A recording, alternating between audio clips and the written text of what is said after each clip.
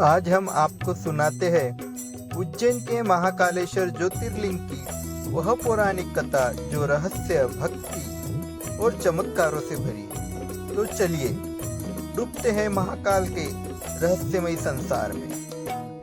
अवंतिकापुरी में एक ब्राह्मण रहता था। वे भगवान शिव के परम भक्त थे। वे प्रतिदिन विधि विधान से शिव जी के पार्थिव लिंग का पूजन किया करते थे। देवादिदेव भगवान शिव के आशीर्वाद से उन्हें धन धान्य की कोई कमी नहीं थी। वे प्रतिदिन अग्निहोम करते और सदा ज्ञान की खोज में लगे रहते थे। इस प्रकार सभी प्रकार के सुखों को भोगकर अंत में उन्हें शिवलोक की प्राप्ति हुई। उन ब्राह्मण देवता के देवप्रिय, मेधाप्रिय, सुकृत एवं धर्मबाहु नाम के 4 पुत्र थे। ये चारों भी अपने पिता के समान सद्गुणी थे। उनके कारण अवंतिका नगरी ब्रह्म तेज से परिपूर्ण थी। वहां पास में ही रत्नमाला नामक एक पर्वत था। उस पर्वत पर दूषण नामक एक राक्षस रहता था। उसने घोर तपस्या करके ब्रह्मा जी को प्रसन्न कर लिया था। ब्रह्मा जी से इच्छित वर पाकर वह दुष्ट धर्म का शत्रु बन गया था। वह धर्म नाश कर देना चाहता था। अपने बल और पराक्रम से सभी देवताओं, मनुष्य और तीनों लोकों के जीवों को अपने अधीन कर लिया था। वह ब्राह्मणों एवं सदाचारियों पर आक्रमण करके उन्हें अनेक प्रकार से दंडित करता था। एक दिन दूषण नामक दैत्य अपनी सेना को साथ लेकर अवंतिकापुरी पहुंच गया।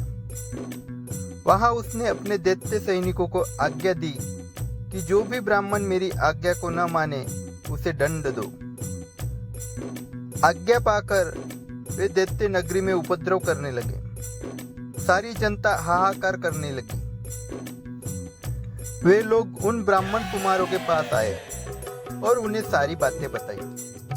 वे ब्राह्मण कहने लगे कि इस जगत का कल्याण करने वाले और अपने भक्तों की सदा रक्षा करने वाले भगवान शिव है, इसलिए हमें उन्हें ही प्रसन्न करना चाहिए। यह कहकर वे चारों ब्राह्मण पुत्र अन्य ब्राह्मणों के साथ मिलकर अपने आराध्य भगवान शिव का पूजन करने लगे। उसी समय चारों महादैत्य वहां पहुंच गए और उन ब्राह्मणों की शिव जी की आराधना में देखकर अत्यंत क्रोधित होकर बोले, मार डालो इन सबको। परंतु जैसे ही दैत्य ब्राह्मणों को पीड़ित करने के लिए आगे बढ़े, उसी समय भगवान शिव पार्थिव लिंग में से प्रकट हो गए। उन्होंने पल भर में ही सब दैत्य को मार डाला और दूषण नामक महादैत्य को भी मौत के घाट उतार दिया। शिव जी को साक्षात सामने पाकर वे सभी ब्राह्मण भगवान शिव की स्तुति करने लगे। आकाश से देवता पुष्प वर्षा करने लगे। भगवान शिव ने प्रसन्नतापूर्वक उन ब्राह्मण कुमारों को वरदान मांगने के लिए कहा।